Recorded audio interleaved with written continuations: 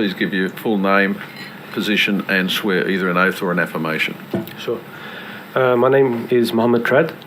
My current position is Education Coordinator at the Lebanese Muslim Association, but I've also been Imam in a number of different locations throughout the past 13 years. So how do I make the oath? Sorry? And it's the affirmation. I swear that the evidence now about to be given by me shall be the truth, the whole truth, and nothing but the truth, so help me God. Thank you. Mr. Kheir?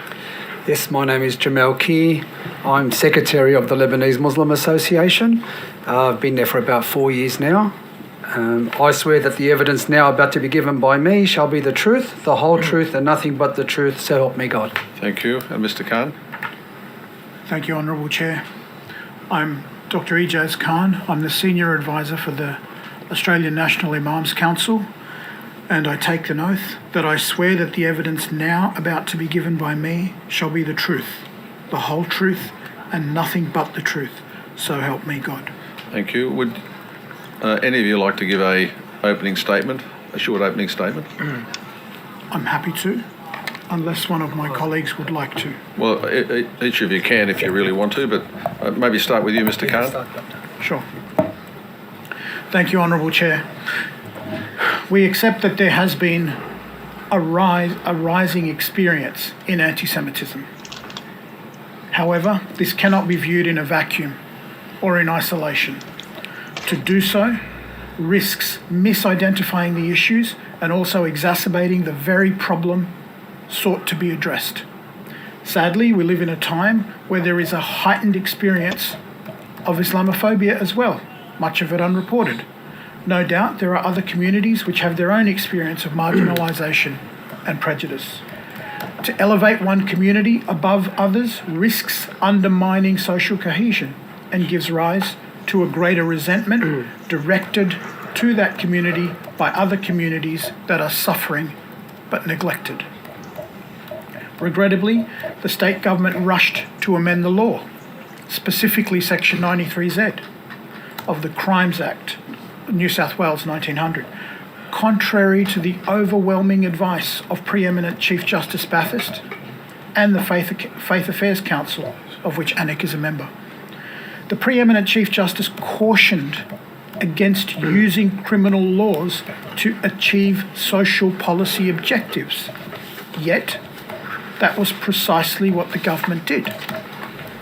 Disregarding the experiences of other faith communities and further expanding the protections afforded in Section 93Z of the Crimes Act so that it provided protection against hate speech for only one community, created a situation of differential treatment and different laws applying to different communities, further alienating that group from the overall community at large.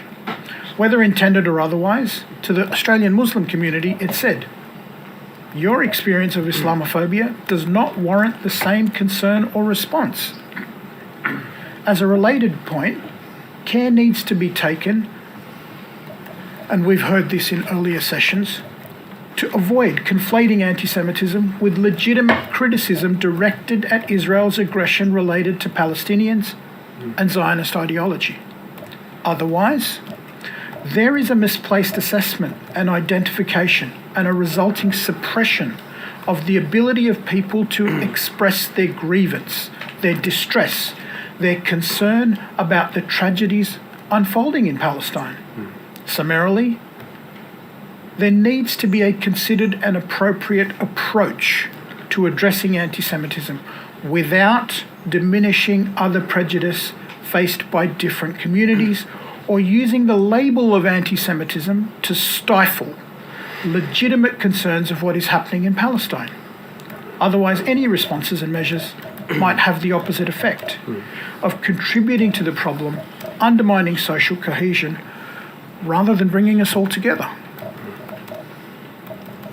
I thank you for the time. Thank you. Mr. Kheir. Thank you, Chairperson and committee members. I appear today on behalf of the Lebanese Muslim Association, one of the largest and oldest Muslim community organisations in the country.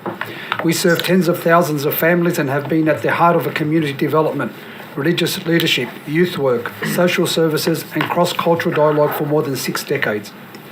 Let me begin by stating clearly and unequivocally, the LMA condemns all forms of racism, bigotry and religious hatred, including anti-Semitism. No person and no community should ever be subject to vilification, intimidation or violence because of their faith or background. We support strong, meaningful responses to anti-Semitism, just as we support responses to Islamophobia, anti-Arab racism, anti-Asian racism, and the ongoing structural disadvantages faced by our First Nations Australia. But our appearance here today is not just to affirm that basic principle. It is to respectfully but firmly raise a deeper concern that this inquiry, while well-intentioned, risks reinforcing a dangerous perception that some forms of hate are taken more seriously than others. In recent months, thousands of Australians have taken to the streets to express their outrage and sorrow at the catastrophic loss of life in Gaza. Those were not fringe demonstrations. They were large, peaceful, multi-faith gatherings calling for the most basic human demands, a ceasefire to stop the killing of civilians, particularly women and children. And yet, time and time again, these protests have been smeared, often by politicians and commentators as breeding grounds for anti-Semitism. A handful of isolated incidents already denounced by protest organisers and community leaders have been used to delegitimise entire movements. People who marched in good faith, students, mothers, teachers, doctors, have been made to feel like suspects, extremists or even threatened. Consider the case of a young Muslim teacher from Western Sydney who attended a rally with her extended family. She carried a sign quoting Nelson Mandela, "Our freedom is incomplete without the freedom of the Palestinians."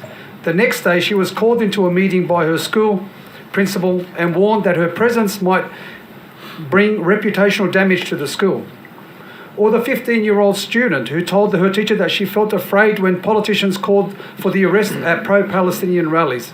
When asked why, she said, "Because they don't mean people breaking the law. They mean people like me." These are not hypotheticals.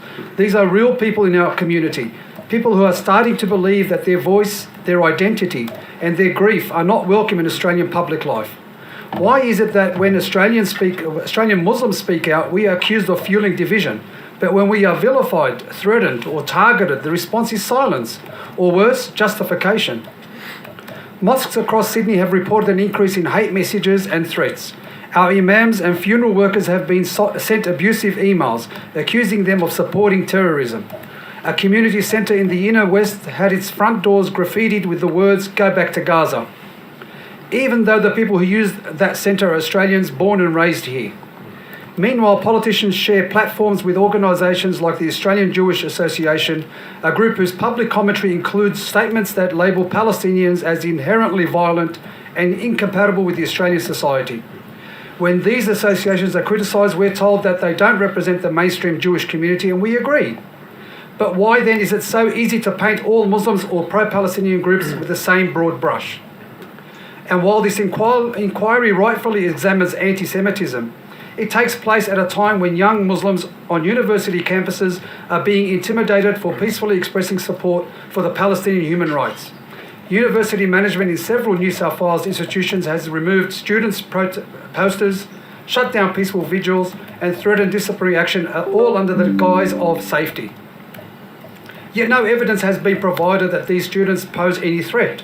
Their only crime was caring publicly about the suffering of others.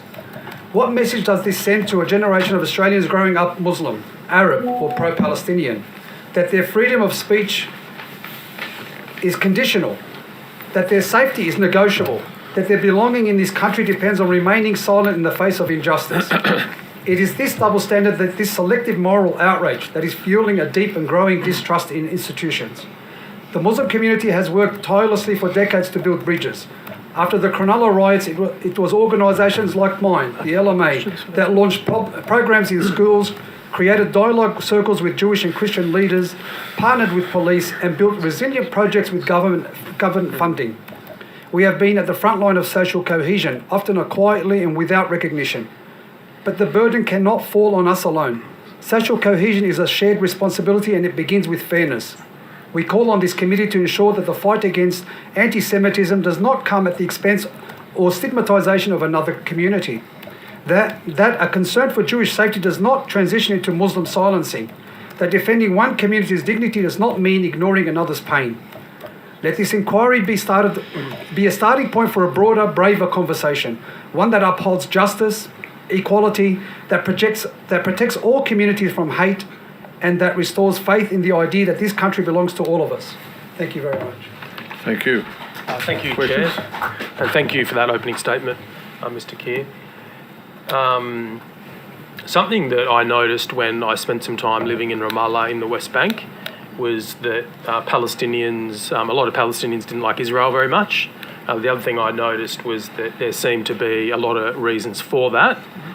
And ancient anti-Semitism, to my mind, seemed to be far down the list in terms of reasons not to like Israel. I think in terms of social cohesion, it is important for people to try to see things from the position of the other and understand the context and the history that informs the position of the other. And I'm wondering if you could talk about why so many members of the Arab community, the Lebanese community maybe, have very strong criticisms of Israel, and explain why, by and large, those are not anti-Semitism motivated. Thank you very much for that question. Look, let me first address the fact that, and I'm glad you mentioned, it's a criticism of Israel. And to correlate that with the criticism of a faith is unfair, because I have never met, and I would not be a part of an organisation that was based on anti-religion or denigrating one religion against the other. That is not the agenda, and nor is it the principle that we all believe in. But I think criticism of Israel is rightfully condemned, because just like we condemned South African, when they isolated the black community, they were rightfully condemned as well. And any form of bigotry, any form of treating the other as a lower species than the other should be condemned. And I think we rightfully should be condemning those sort of actions. And shame on us if we don't. But more to the point of our community, well, look, let me speak for myself. I'm 54 years old. I've lived with the idea of the Palestinian resistance, and I've lived with the idea of the Palestinian state being a dream.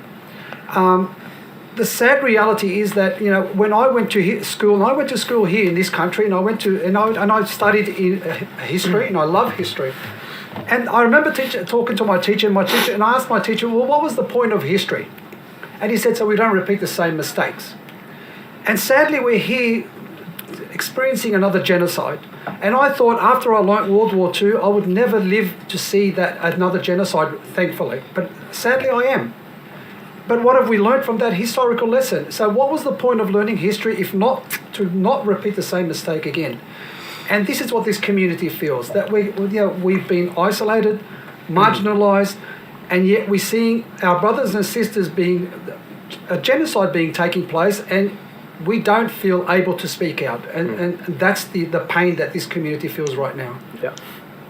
Sheikh Trad, there's been views expressed that you somehow achieve social cohesion maybe by banning protests or prohibiting particular movements or particular expressions of opinion.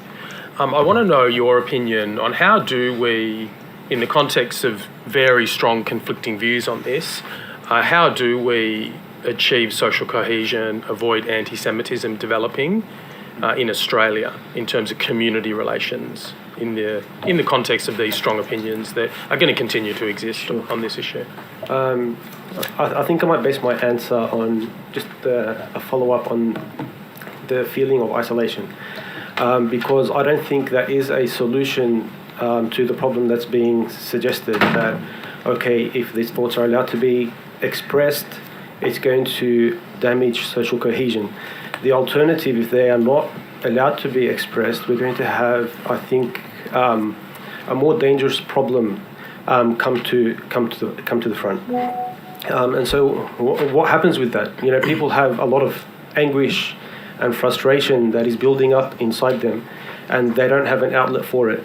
And they, rightfully so, feel like there are injustices being committed, and they know, based on their upbringing, both as Muslims and as Australians, and so if I'm speaking about Muslims now, but I would say even other faith communities, that when they see something which is perceived to be an injustice, that they should stand up and say something, even if it does come at some kind of personal expense.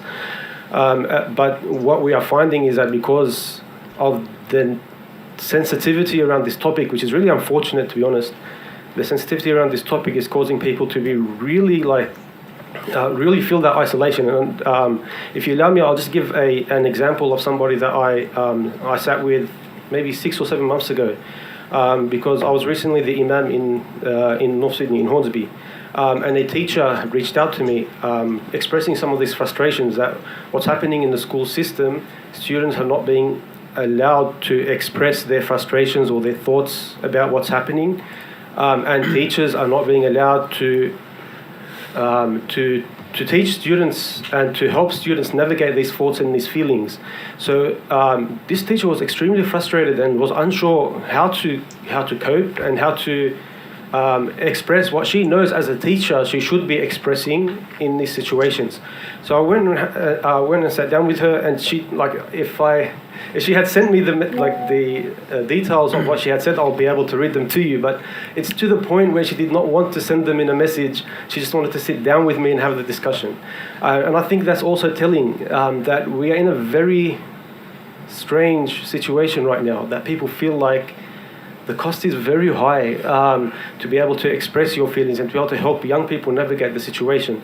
And I actually have some of the notes that I sent back to her in relation to this, because I think this situation, like what's happening with regards to one might call it silencing of the pro-Palestinian narrative, is that it's affecting all aspects of our community, and it's affecting students in our schools, students who they are seeing the footage of what's happening overseas, and they are not permitted to express it in a space where they should be able to express their ideas, and where they would have adults, rational, mature adults who have been educated in how to teach students and how to help them navigate things like this. They are not being allowed to express them openly in front of their teachers. If I may, I'll just like to read just a few of those notes that I sent them. Okay.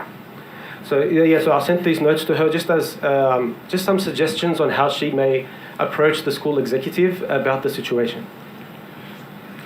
I started by saying, unfortunately, the decision to put a lid on any pro-Palestinian sentiment was made at a department level, so many schools have been facing difficulties.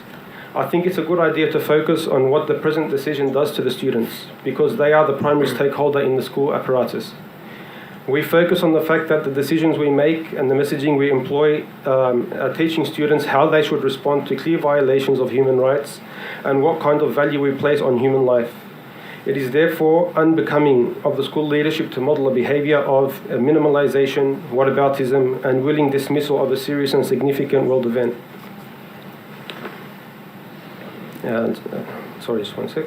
How can we ignore the fact that our students and our teachers, so this is both, I think, in relation to our students and our teachers, because our teachers are experiencing a lot of this frustration as well. How can we ignore the fact that our students and our teachers are very likely regularly exposed to footage and news about the ongoing violations in Palestine?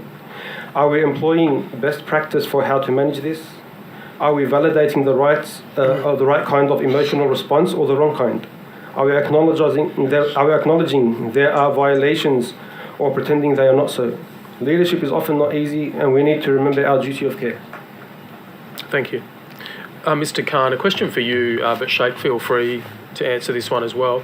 There's been some high-profile examples reported in the media of anti-Semitic things being said in mosques, in sermons, and I'm just wondering if you could comment on the extent to which this is a problem and any perspectives on how to deal with that within the context, I suppose, of law reform issues that are posed sometimes about strengthening hate speech laws and whatnot. After you. After me? Okay.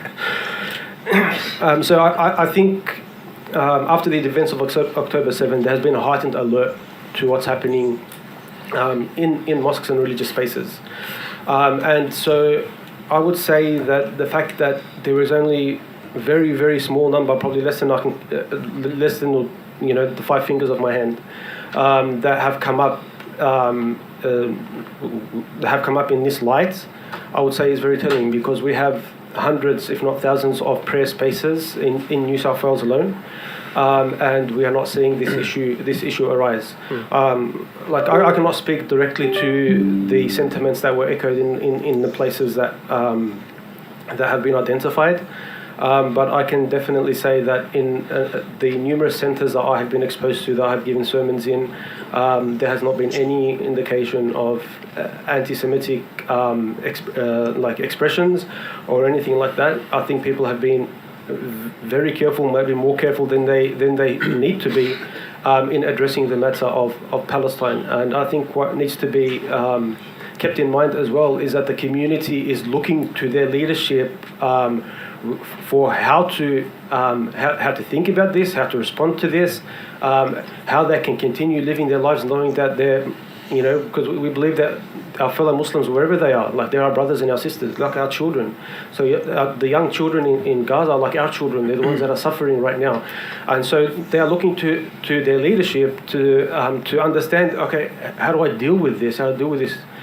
These emotions and these feelings, and the fact that something very real is happening to our brothers and sisters, children, and so on. And so, so I think sometimes we are more careful than we need to be. But it's like I said, in many of the places that I'm involved in Lakemba Mosque now. Previously, I was the Imam in Hornsby, like I mentioned. Prior to that, I was in Zetland also. We have not seen any clear manifestations of this anti-Semitism on the pulpit. Yeah. Mr. Khan. Thank you, Honourable Member. I might add that from ANIC's perspective, hate speech is not acceptable. Yeah. It's not a position that we condone. It's not a position that we accept. And it's something that we are regularly educating all of our imams and community leaders to be vigilant of, both at a representative level within their mosques and upon those who visit their mosques. We are very careful, although we are unable to direct the imams on what to say. They do have prerogative to voice their opinion during sermons, but we are regularly educating our imams. We bring them together in forums on a very, very frequent interval through various committees, and we are very careful about informing them about the type of speech which is considered to be acceptable and unacceptable. Yeah. We don't have specific events to hand where we note that there is clear anti-Semitic behaviour or rhetoric being issued in the mosques at an imam level. Yeah. And if indeed that is the case, we would be happy to review it on a case-by-case basis. Yeah. Can I quickly Certainly, add? Mr. Kheir. Sometimes we've got to be careful what we wish for. How much do we value freedom of expression and freedom of speech? Now, the problem is, if you want to solve this problem by trying to legislate against it, you're driving it underground. You're not solving the problem. Yeah. The problem is that we have to address the fact that there is a lack of social cohesion taking place effectively at the moment. The more you try to isolate, the more you make martyrs of these extremists. Yeah. And this is the problem. You can legislate as much as you want. You're just driving it underground and you're making martyrs of their cause, because then they say, look, we are the ones speaking the truth. That's why they want to ban us. So you can't address it the way that we're approaching it. It has to be, and we have to be challenging ourselves here, and we have to go outside the normal. Like we all talk the social cohesion talk. We need to start practicing it and talk less about it and start practicing it more. Mm. Are you able to just briefly talk about, perhaps this is for you, Sheikh Trad, you're able to talk about the way that the religion of Islam works? I understand that it doesn't have a hierarchical structure like the Catholic Church, so there's no Pope who has ultimate authority. I know that there's different strands of thought and so forth. It just seems to me that it is quite important for people to understand that when they see certain extreme things reported, that it's not necessarily the view of Islam or the view even of mainstream thought. Yeah. Thanks for that. I think that's a very important addition. So for us, we don't have a very clear hierarchy where everybody reports back through like levels all the way up to, as you mentioned, in the Catholic tradition, they have the Pope. We do have what people refer to the Mufti, but the Mufti is more someone who we turn to for advice on a particular jurisprudential matter, so a legal, like Islamic legal matter, and they'll give advice on those matters. But in terms of taking a position on, okay, this is the direction of our community, this is what Islam stands for, this is what it is and it isn't, it's kind of decentralized. So we don't really have that, that kind of, so me, like, being responsible back to that kind of hierarchical structure. Yeah. I would say probably what we do have, and this is not like in a formal way or not a very structural way, is just that you have the older generation of sheikhs or imams. They might have a bit more influence over the younger generation, but that's a very informal type thing, and it's also because we have people with very varying ideas on certain matters. They don't always respect each other and fall in line to, as you mentioned, the mainstream. And I think it's important to consider the mainstream because it's like we mentioned, like those instances of where you might see concerning views or ideas put forward. They're a very small handful, and they're not representative of the mainstream. If they were representative of the mainstream, we would be seeing a news article every other day about the matter, but we're not seeing that. That's very helpful, thank you. Any thoughts on that, Mr. Khan? There's a social aphorism. Sorry. Well, No, that's okay. You go. Thank you. You go. There's a social aphorism. We say, "Don't follow the follower, follow the religion." When in doubt, don't take your example from the follower. Yeah. Take your example from the text of the religion. Thank you. That's my question. I just want to continue a similar sort of line of questioning that some of the commentary from, or some of the sermons from some of the imams have been concerning that have been reported. The Roselands sermon from about over a year ago now. I'll just quote from it. So, and it's probably one of the worst parts from I think November 2023 was to count the Jewish Zionists and kill them one by one. Don't keep any one of them alive. Like that's purely an example of hate speech, I would assume. Do you agree it is anti-Semitic hate speech, and how do you go about addressing something like that? If the comments like that are so strong, so violent in nature, it's very hard for organisations like yours to address that type of hate speech, isn't it? Or to police it. Sorry? Or to police it as well. It's. But can I ask, were they quoting scripture when mentioning this, or was it just? It was from November 2023. No, the person giving the sermon, was he quoting a line of scripture when he? Not to my knowledge. Well, is that a line of scripture in the Quran? No, not that I'm aware of. I wouldn't have thought so. Yeah. Yeah, not that I'm aware of. No. Yeah. Go ahead. If I may just add a bit more to that. Look, you could take any isolated incident or speech and take it out of that context. Not that I'm defending the context of that speech. I haven't heard it before, but if you're asking me as part of the mainstream organisations, that would not be tolerated if that was the speech. However, having said that, if you're going to hold everyone to the same balance which the law does, then I would be questioning a lot of the remarks that the AJA have been putting on their Facebook and internet pages as well. Now, either we address this wholeheartedly, or are we aiming at certain statements whether they're taken in or out of context? My point is, we are not defending those statements. To the contrary, the religion in a whole would condemn that sort of statement. The mainstream. I can't speak for every religion, every organisation here, but I can speak on behalf of the mainstream. We would condemn that, but we also condemn the same violent, reprehensible language being used by the AJA, and they should be held to the same brush that you're holding that speech to. 100%. And what's your working definition of anti-Semitism then? or do you agree with the IRA definition of anti-Semitism, or what sort of statements do you see as anti-Semitic? Where's the line drawn between anti-Zionism and anti-Semitism? Because obviously that particular comment that I made just then is clearly anti-Semitic hate speech. It would fall very much not just as anti-Zionist. So thank you for the question, Honourable Member.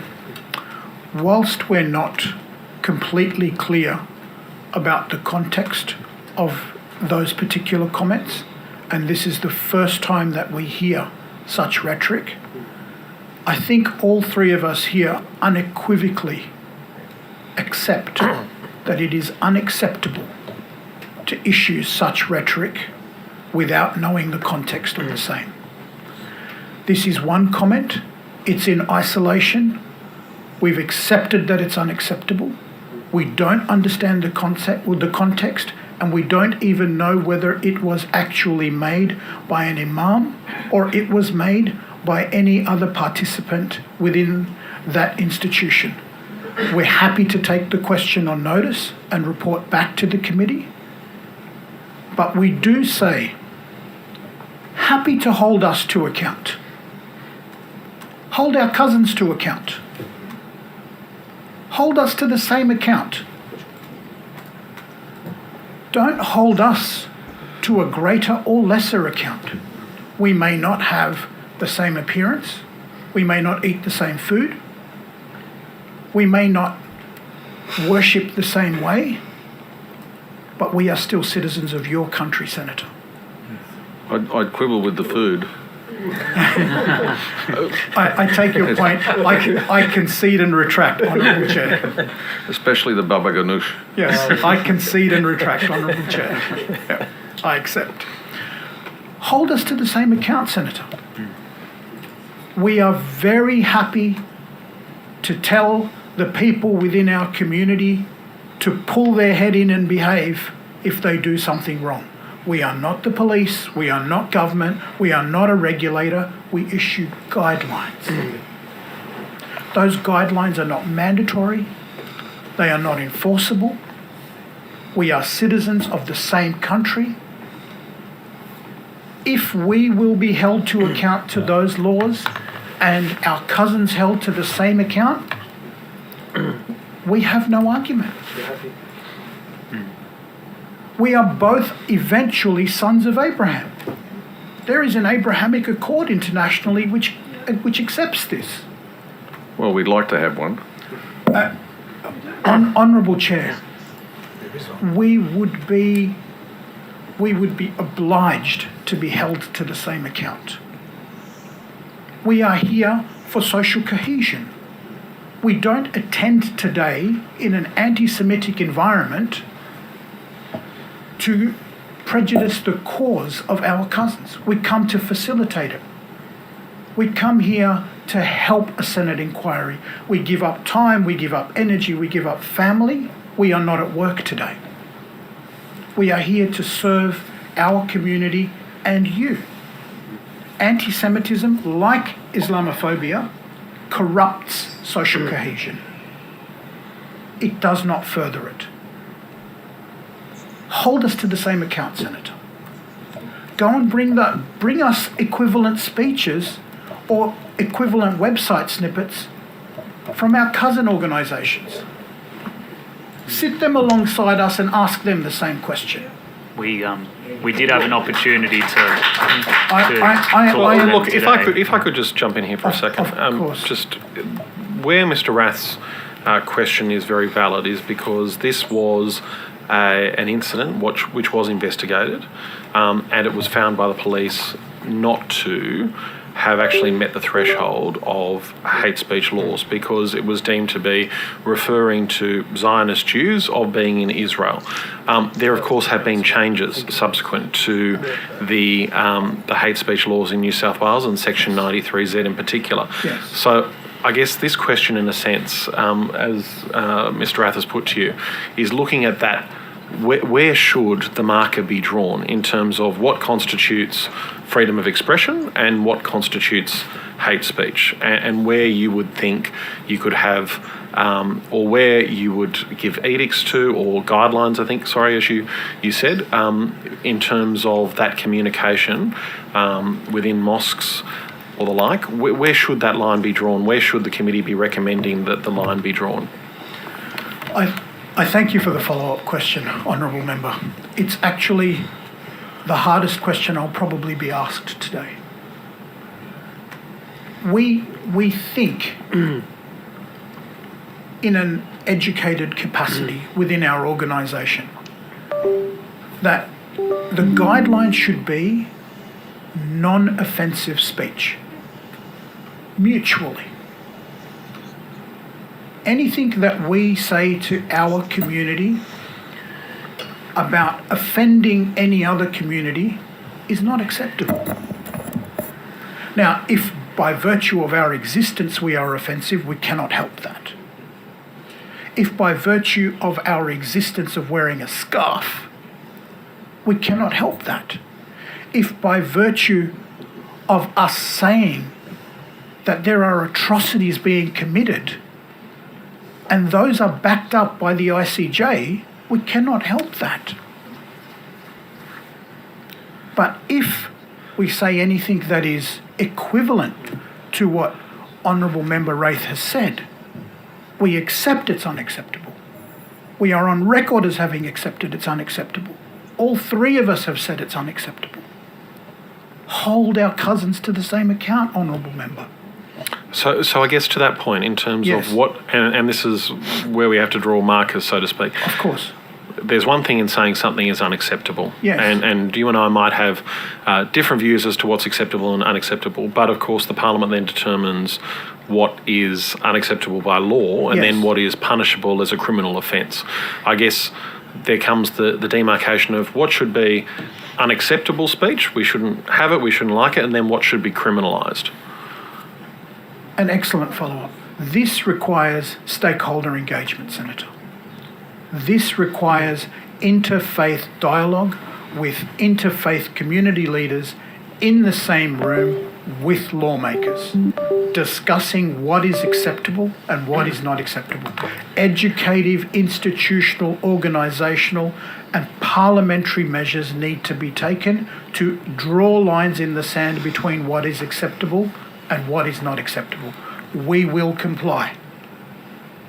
Bring our cousins, we will comply. Thank you. We do not feel that it is fair to say we have no right to exist. That by calling out atrocities, we are being anti-Semitic. We accept swastika is offensive, shouldn't be displayed. We accept that the Hitler salute is offensive, should not occur. If it's offensive to you, we don't want to do it. We don't want to be part of it. We don't want you to be offended. We accept the Holocaust was an indescribable horror. I cannot fathom in my rightest mind how an event like that occurs between humans in history. With my own background in medicine, even one human suffering is intolerable for me. The fact that 6 million died, I cannot believe that it occurred in human history. But 50,000 now dead in today's day? What have we learnt? What are we teaching our children? It's okay. Pick up a gun, go to war, defend a country, participate in human aggression. I went to school one street from here. I practiced medicine across the road. Not acceptable for me as a citizen in which you are a lawmaker, sir, that we allow the suppression of calling wrong wrong and not accepting that anyone has the right to do the right thing anymore. Call our cousins. Put us on the table. We will comply. Just to Quick, I wasn't sure, Mr. Kheir, I could see that you were trying to say something there as well. I think my brother said it beautifully, but can I conflate that? My personal opinion, let's rule out criticism of a country being criticism of a religion. How about that being a starting point? Because if I condemn Russia, I'm not being anti-orthodox. If I criticise China, I'm not being anti-communist. I'm criticising the acts of a political party or a political government. It's not condemning a religion. Can we start that as a starting point? Because we only use this terminology exclusively when it comes to Israel. We don't use that same barometer for any other country on earth other than Israel. So let's start by saying anti-Semitism is any form of bigotry to our Jewish brothers and sisters is offensive, just as I would find it offensive any bigotry against any Muslim or Christian or any other faith for that matter. Let that be a starting point. Let's start by saying that criticism of a country's act is not criticism of the religion. They two should not be conflated together, and by doing it exclusively for one is demonising by nature everyone else, because then we're saying we're all anti-Semitic. We're not. We are humans who are seeing a human tragedy happening and we're calling it out. That's it. It was just a quick follow-up question from what my colleague had just been asking about, which point things should be criminalised. It's right, isn't it, that the way to solve this problem, I think, as you said, Sheikh Trad, earlier, criminalising can have unintended consequences where it just drives conduct you don't want, none of us want, in society underground. So it's really got to be a process that's driven first by interfaith dialogue, as you put it, by education, by other measures. And if we resort to criminalising, that's got to be at the end of that process, once other things have not worked, not the first step in that process. Is that right? What's your view about that? Any or all of you? I'll give it a quick one to give my brothers and sisters a chance to sort of put their point. Look, from my point of view, and I've said this verbatim, I've been saying it consistently on every media outlet that I get when I get a chance to speak about the issue of Gaza. The only solution for this is education. We can legislate as much as we want, but if we don't address the fact that there's a racist, bigot element in our community, and we need to educate our youth, most importantly, that this is not the Australia that we love. I experienced, as I said, the Cronulla riots, and I hope to God I never experience anything like that again, because that was the only time in my life that I actually felt threatened to be an Australian and Muslim at the same time. And it just happened to be that was the two that someone didn't like. And it was the first time ever that I had the Australian flag used against me, as if you don't fit into that narrative of what it means to be carrying that Australian flag. So we address that sensibly by education, by integration, by addressing social cohesion. And let's stop talking about social cohesion. Let's start putting some money and community effort into actually practicing it, because that's the only time we're going to solve this problem. You can legislate as much as you want, but if you don't address the key concerns, which is a lack of education and bigotry on every side, and that's what needs to be addressed. Thanks. Maybe I'll just add. I think it's like a bit more of an elaboration on what I mentioned earlier, and like I'm trying to look at it from the perspective of the work that I do on the ground and what I see people going through and the thoughts that are going through their heads. And when I stand there and talking to me, and they're all sitting down and talking to me in the mosque or in Musalla, meaning the prayer center, you feel like they're just waiting for someone to express their feelings to them in a way that they can then go and convey without getting themselves into some kind of trouble. I think what we need to be very careful of, and this speaks to your point, that legislation really should be the kind of the last step in this process, is that what we are seeing with the current approach to the matter and the real sensitivity in that any speech or rhetoric that people don't like, and I'm not referring to anything that's been quoted today by the honourable members, but that any speech or rhetoric that we don't like, okay, we go straight to the anti-Semitism point.